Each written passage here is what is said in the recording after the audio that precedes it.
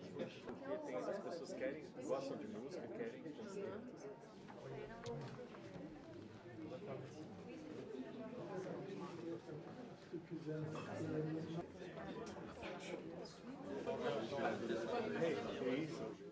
Boa tarde, obrigada a todos e a todas pela presença. No quadro do Ano do Brasil na França, no intuito de estreitar ainda mais as relações socioculturais entre o Brasil e a França, Stendhal Mídia, fundada pela jornalista Rosângela Melete, nos proporciona hoje essa primeira masterclass, Decolonialismo e Artes. Hoje vamos então falar desse tema com duas convidadas que estão aqui presentes. Aproveito também para agradecer aos nossos patrocinadores que vão nos ajudar a realizar essa série de masterclass aqui em Sancier, antiga Paris 3, que são o BNDES, o Instituto Francês, o Ministério das Relações Exteriores e o Ministério da Cultura. Decolonialismo e artes. Para falar desse tema, temos hoje aqui Débora Bertol. Boa tarde. Débora, você é editora-chefe dos números especiais de Beaux-Arts Magazine desde 2018. Você foi uma das cofundadoras de Graviton, a primeira editora de livros digitais especializadas em arte, e também do primeiro livro de artista em formato EPUB. Você é brasileira, você mora em Paris desde 2007, você é graduada em artes plásticas pela UFRGS e tem mestrado em artes e linguagem pela École d'Hautes Études de Sciences Sociales. E também em Ciências das Artes pela Universidade de Paris Panthéon. Você já colaborou igualmente, entre outros, com o Instituto Nacional de Histoire et d'Art, Van Cleef Arpels, com o Centro Pompidou, com o Museu de Arts et Métiers, com a editora Flammarion e com a fundação do enorme pintor Iberê Camargo. Para se reconectar com seu país de origem, você criou recentemente a newsletter Paris Arte, agora em outubro de 2023. Exato, uma newsletter em português. E temos hoje presente também aqui a colagista Dedê Ribeiro. Dedê. Boa tarde. Boa tarde, Dedê. Dedê, você atua igualmente como produtora, você é jornalista de formação, tem um DEA aqui na Sorbonne e um mestrado em artes visuais pela UFRGC. Sua terceira exposição individual, Colonialmente, com M maiúsculo, participa da temporada do Brasil na França, integrando o Verso Centro Cultural Itinerante. Mas você teve uma vida anterior, né, Dedê? Você é igualmente dramaturga. Você, inclusive, enquanto dramaturga, foi agraciada com prêmios como Trajetórias Culturais do Governo do Estado do Rio Grande do Sul. Parabéns. Então, para começar essa nossa masterclass, eu gostaria que, Dedé, se possível, que você nos esclarecesse um pouco o conceito da decolonização, porque, inclusive, acho que tem outros termos, né?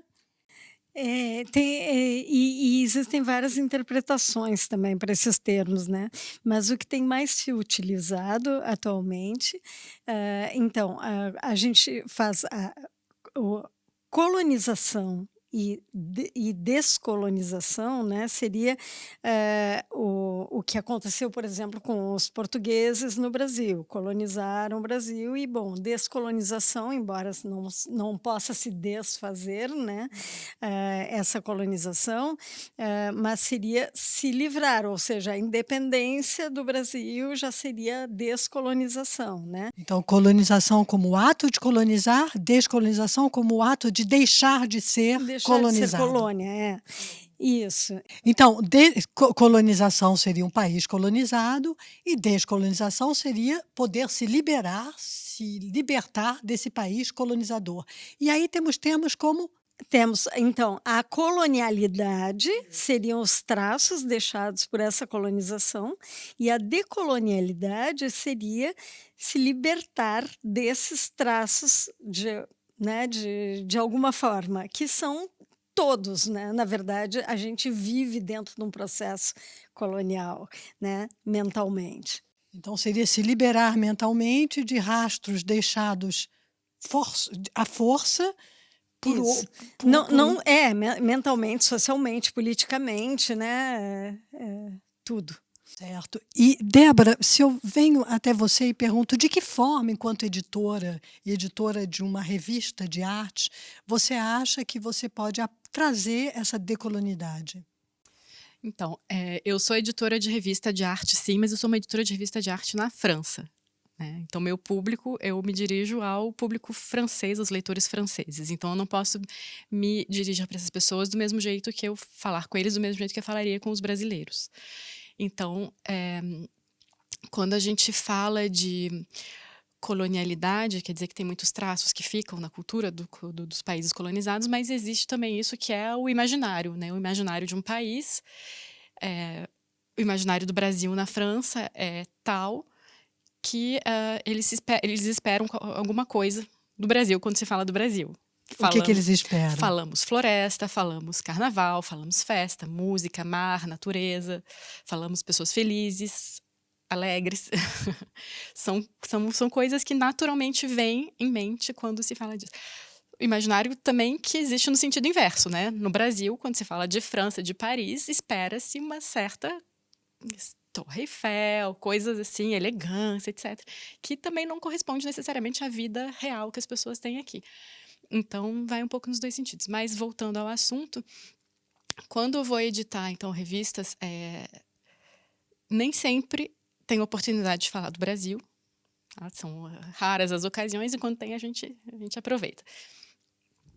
Então, eles esperam, quando a pessoa vai comprar uma revista, ele vai querer levar para casa alguma coisa que corresponda a esse imaginário. Se afasta muito do imaginário que eles têm, eles não vão entender necessariamente.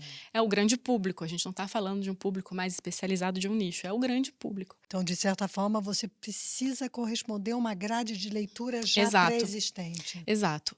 E em uma revista de arte como a Beaux-Arts Magazine, que é onde eu trabalho, passa essencialmente o primeiro nível de leitura. A gente capta o leitor pela imagem.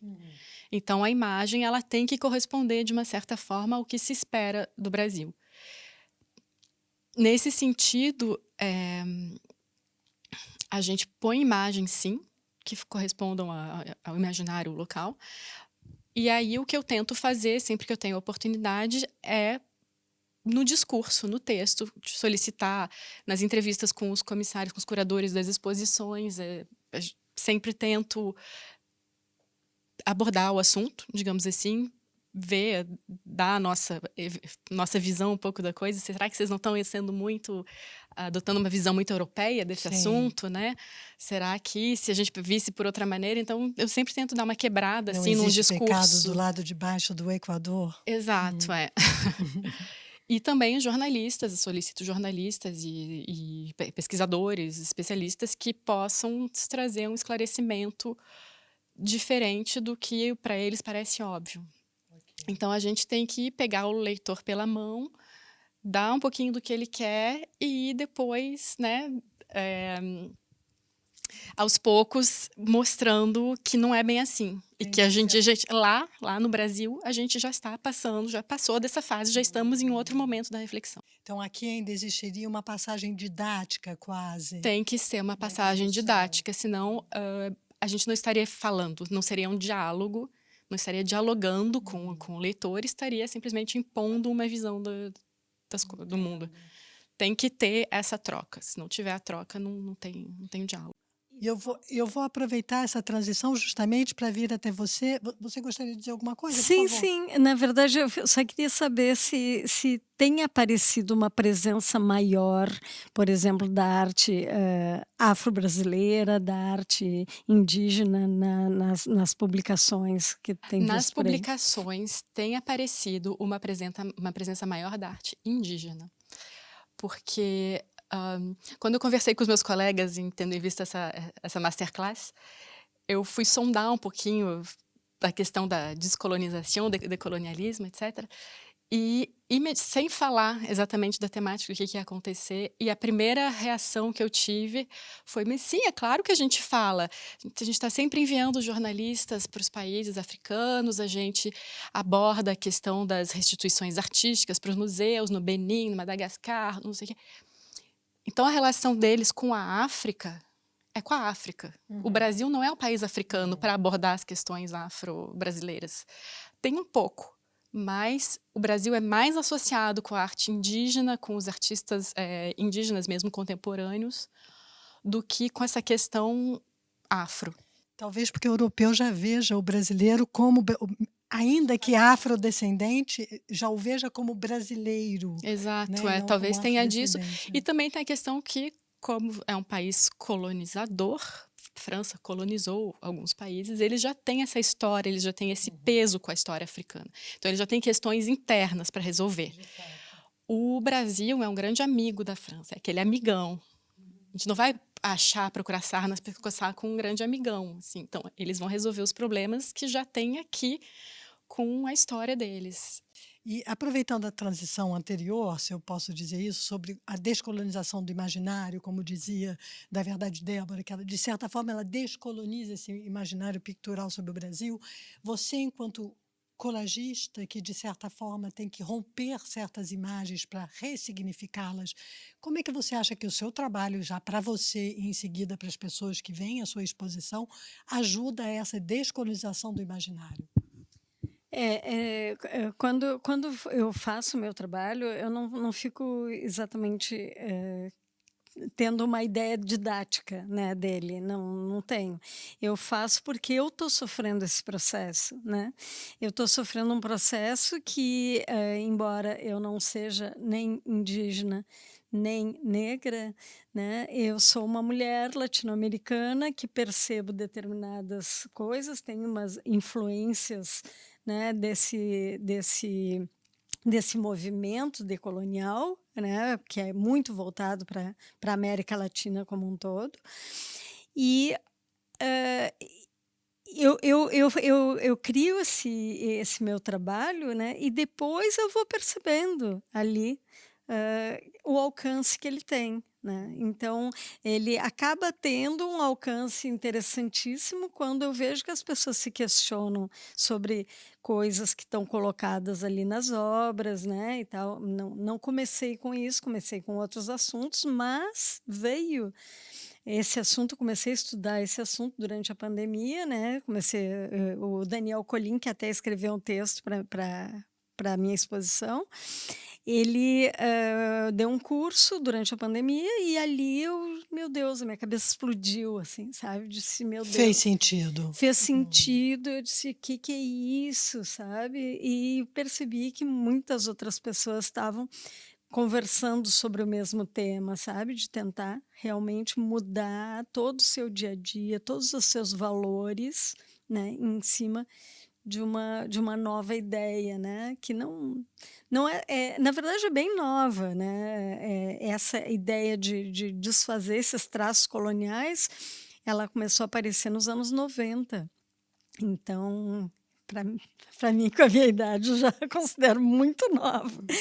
Mas o que eu quero dizer é que não é um objetivo meu, né, de mexer, mas É um agora processo. é um processo. É um processo. Quer dizer, aquela questão do lugar de fala, né?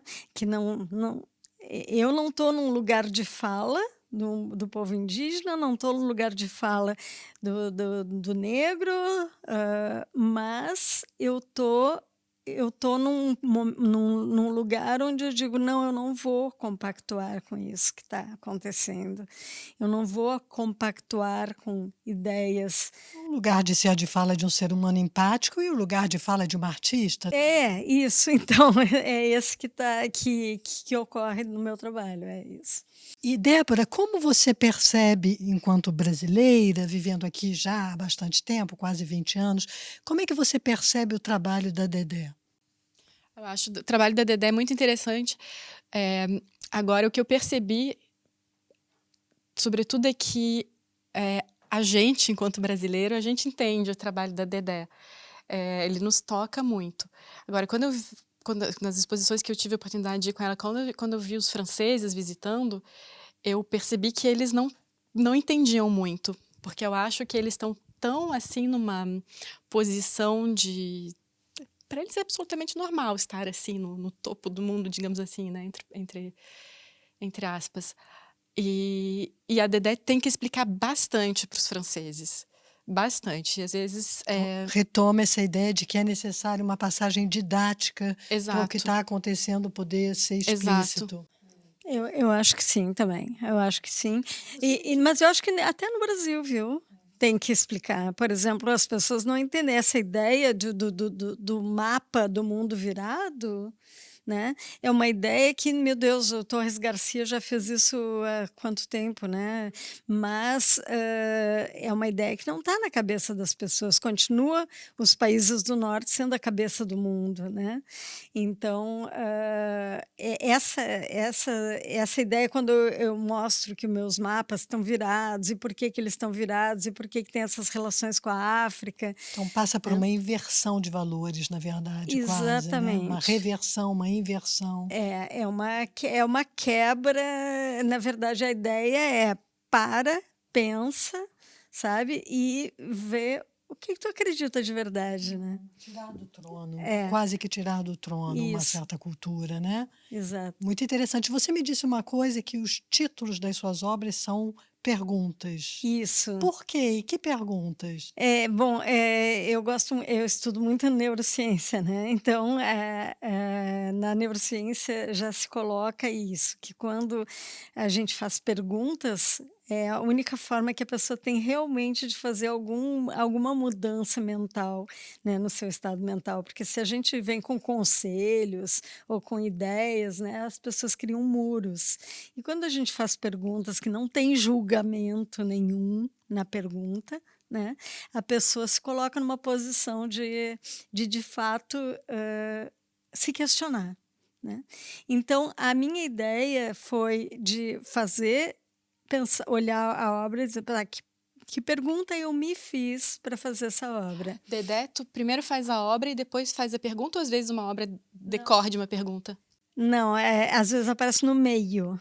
A pergunta aparece no meio quando eu já estou fazendo. Eu parto por uma imagem qualquer, que eu olho e gosto da imagem. É puramente, eh, sei lá, sensorial estético, sabe? Eu olho um astronauta, sabe? Daí eu digo: "Nossa, eu adorei esse astronauta".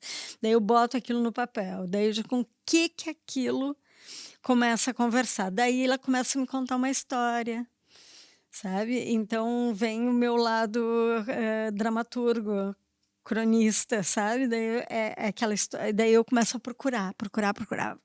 Ler revistas antigas, material para ir compondo aquela ideia. E daqui a pouco já está a história completa.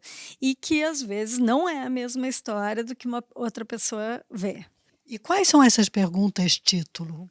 Essa palavra Tem uma obra, por exemplo, que é assim, tem uma que diz: "É preciso destruir para reconstruir", né. Então, é uma pergunta que eu me fiz, sabe. interrogação. É um ponto de interrogação, todas são perguntas, né. Então, ou "Você sabe para que casa voltar?", né, e é uma obra onde aparece a Dorothy do Mágico de Oz, que fica tentando voltar para casa, e Essa pergunta, aparecem quando a gente é estrangeiro, morando em outro país, é assim, profunda.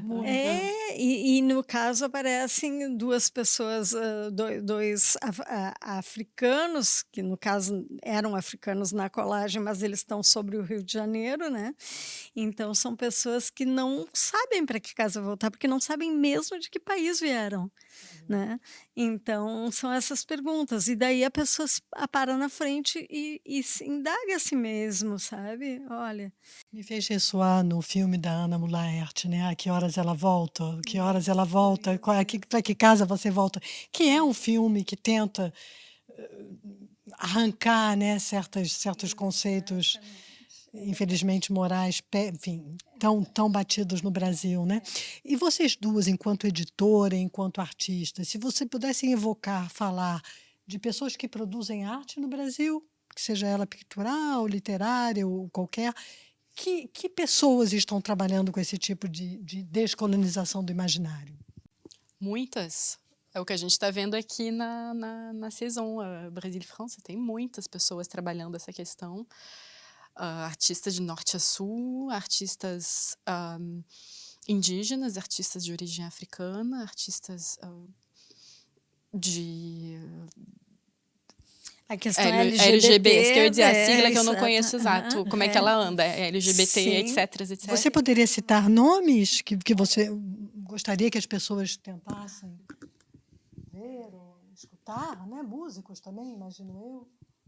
Tá, olha, tem uma menina que eu gosto muito do que ela faz, ela andou expondo aqui fora da Saison, mas eu acho que o trabalho dela para essas questões de LGBT e etc é muito interessante. Ela se chama F. Godoy, ela vem de Minas Gerais, ela expôs aqui, ela ganhou uns prêmios, também bolsas.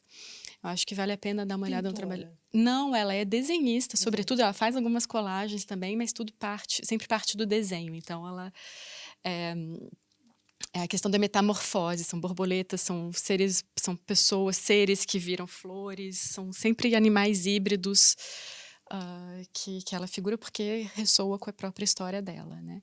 E tem também uma pessoa que vai expor aqui agora na exposição Amazonie, no Museu do Quai Branly, Uira Sodoma, é uma artista de origem indígena. Também é um trabalho muito bonito, muito estético, muito forte relacionado à floresta amazônica, aos animais, os seres vivos. Estou louca para ver a exposição que vai haver. Teve o Coletivo Macul também, que esteve aqui pelo muitos. Verso, né? O Coletivo Macul, que é um coletivo indígena que esteve na Bienal de Veneza também. Tem muito trabalho. E recentemente eu fui a Belo Horizonte e eu fiquei muito impressionada que no Inhotim só tinha exposições decoloniais.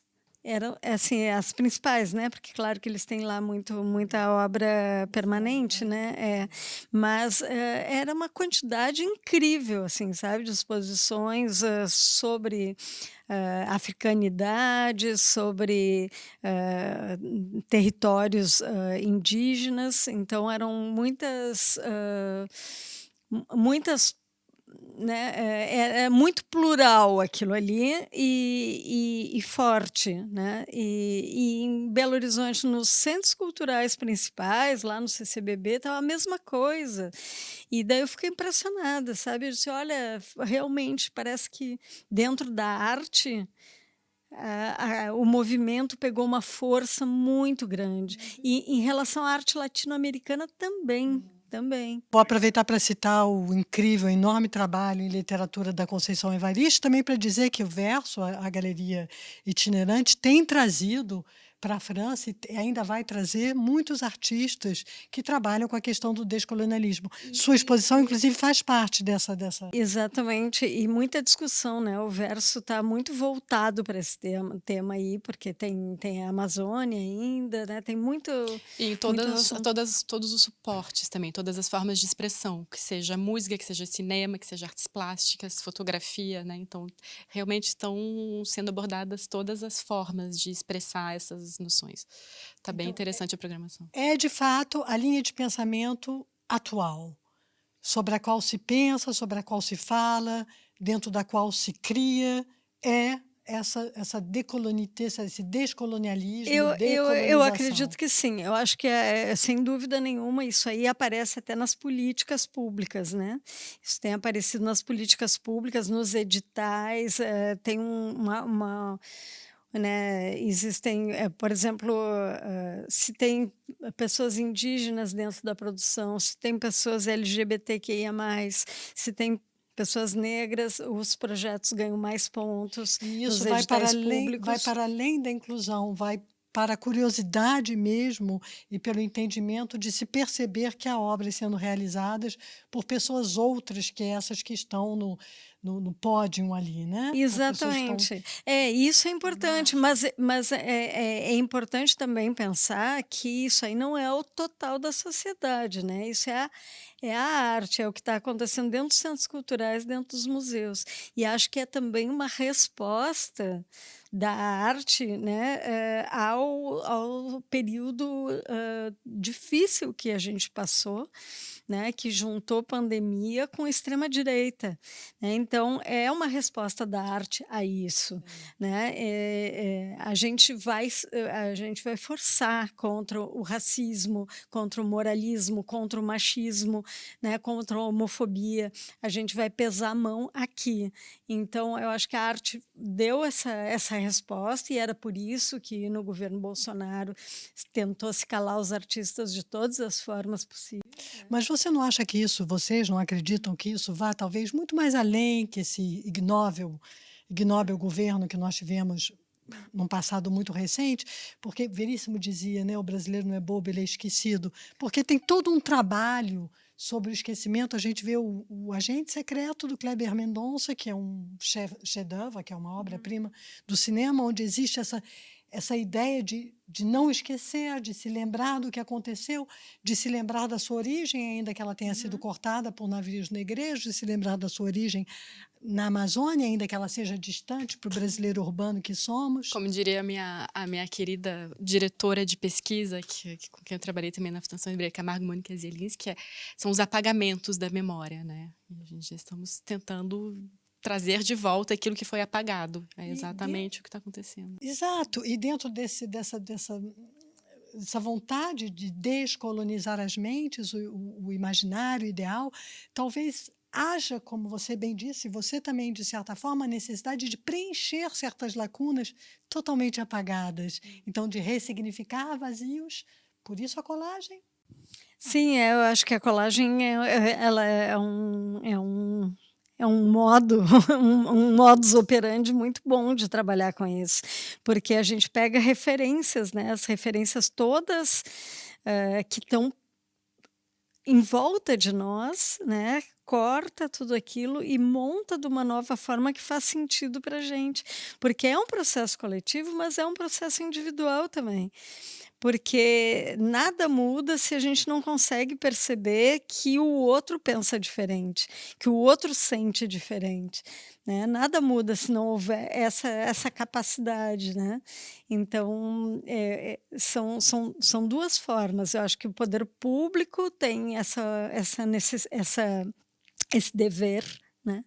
Poder público tem esse dever e esse poder, né, de mexer isso dentro das escolas, dentro dos espaços, como na cultura eu vejo que está sendo feito, mas na educação não tanto. E vocês acham que essa descolonização do imaginário, esse inverter, esse preenchimento de lacunas, essa ressignificação expressa nas artes, pode também chegar até o ser humano banal, para que ele mude a sua maneira de agir com pessoas de classes outras, de cores outras, de vidas outras?